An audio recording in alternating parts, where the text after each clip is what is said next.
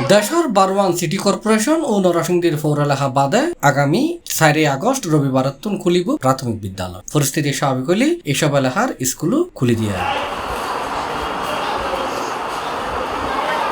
জুলাইয়ের 31 তারিখ বুধবার প্রাথমিক ও গণশিক্ষা মন্ত্রণালয় এবং প্রাথমিক শিক্ষা অধিদপ্তরের যৌথ বৈঠকের নেত্রী এই সিদ্ধান্ত হয়। সভা শেষে এ তথ্য নিশ্চিত করছে প্রাথমিক অধিদপ্তরের মহাপরিচালক আব্দুস সামাদ।